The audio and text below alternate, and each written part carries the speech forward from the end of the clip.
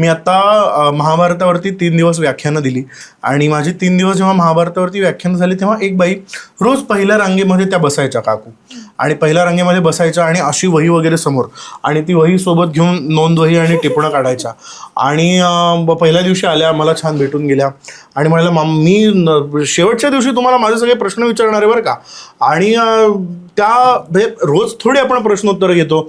मी म्हटलं की आपण शेवटच्या दिवशी काय ज्या शंका असतील प्रश्न असतील त्या घेऊया आणि त्यांनी जे प्रश्न काढले तुला सांगतो मी तिसऱ्या दिवशी त्या मला विचारायलाच इथून सुरुवात करायला लागल्या. म्हणाले की B.R. चोप्रांच्या सिरियलमध्ये असं होतं तुम्ही असं सांगितलंय. म्हटलं अरे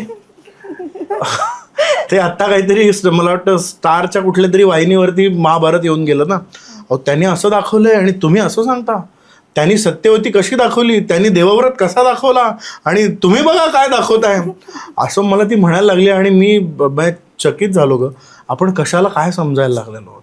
म्हणजे ज्या व्यासांनी आपल्याकडे व्यासोच्छिष्टम जगत सर्वम असं म्हटलंय की जे जे जगात घडतं ते सगळं आपल्या महाभारतामध्ये आहे आणि त्याचं आपण एका सिरियलवरनं वगैरे जर त्याच्यावरती विश्वास ठेवायला लागलो तर कसं होईल. अशी पद्धत नव्हती आपल्याकडे. मी अतिशय अभिमानानं हे सांगतो पुरुष हा स्त्रीची कामं ज्याला असं काही नसतं खरं तर पण पुरुष हा जेवण बनवण्यामध्ये किती उत्तम होता ह्याचं उदाहरण जर तुला प्राचीन काळातलं द्यायचं असेल तर मी महाभारतातलं देईल.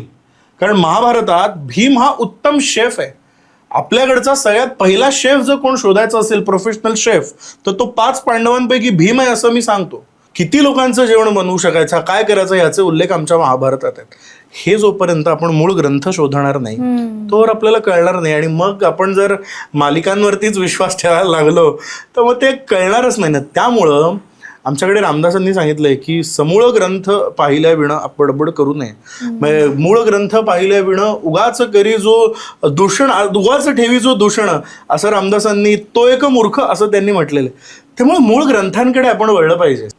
आता आपल्याकडे मी साधं उदाहरण देतो तुला की रामायणातला प्रसंग आहे. आपण किती भक्तिभावानं ऐकतो बघ की प्रभू रामचंद्र लक्ष्मण आणि ते विश्वामित्र तिकडे मिथिलेमध्ये गेले आणि मग मिथिलेमध्ये मोठा तो यज्ञ आहे आणि त्या यज्ञानंतर सीतेचं स्वयंवर आहे. मग त्या स्वयंवर मंडपामध्ये तो धनुष्य आणून ठेवलेला आहे आणि मग सगळे राजा एक एक येतो आणि तो त्या धनुष्याला प्रत्यंच्या लावायचा प्रयत्न करतो. ते धनुष्य हालत नाही उठवलं जात नाही काही होत नाही त्या धनुष्याबद्दल आणि अचानक प्रभू श्रीराम उठतात आणि ते उठल्यानंतर ते धनुष्य उचलतात ते तोडतात आणि मग ते धनुष्य मोडतं आणि मग सीता त्यांना माळ घालते वगैरे असं सगळं आपण ऐकत आलो हो की नाही. पण मी तुला खरं सांगू का मूळ वाल्मिकींच्या रामायणामध्ये सीतेचं स्वयंवर झालं असा शब्द सुद्धा नाही. स्वयंवर नाहीच आहे. आपली आत्ता हल्लीच्या पद्धतीने लग्न कशी होतात तशा पद्धतीनं राम आणि सीता यांचं लग्न झालेलं आहे. आता जी मंडळी आमच्यासोबत अयोध्या किंवा ह्या सगळ्या यात्रांना येतात त्यांना हे सांगणं आमचं काम आहे असं मला वाटतं आणि तो खरा इतिहास समजून घेण्यासाठी आपण अनेक आख्यायिका आपण ऐकतो की राम लिहिलंय आणि मग तो दगड तरंगतोय. अरे ते तर गंमत अशी आहे मी तुला सांगू का राम लिहिलंय आणि दगड तरंगतोय आणि असे प्रयोग पण आपल्याकडे होतात.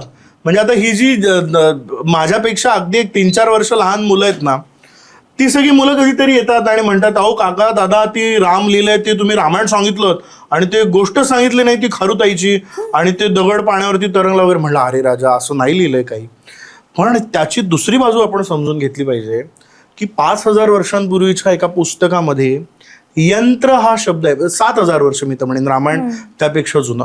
यंत्र हा शब्द आहे की रामाच्या सेनेमध्ये नळ नावाचा एक स्थापत्य विशारद आहे ज्याला आपण इंजिनियर म्हणूया.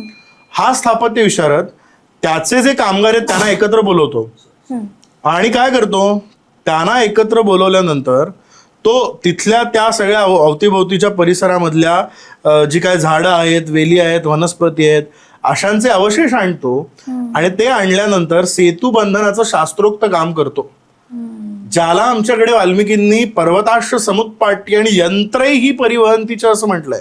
यंत्र हा शब्द 7000 वर्षांपूर्वीच्या एका भारतीय पुस्तकात आहे. हे जर आम्ही आमच्या तरुण पिढीला सांगू शकलो तर मग का त्यांचं ह्यावरती त्यांना हे खोटं आहे असं वाटण्याची शंकाच येणार नाही. गंमत अशी आहे की आम्ही खरं उघडून बघत नाही. आम्ही कधी ते मूळ वाल्मिकी रामायण उघडत नाही. आम्ही कधी ते वाचत नाही आणि मग त्यामुळे आमच्या मनामध्ये सगळे भ्रम आणि गैरसमज राहतात.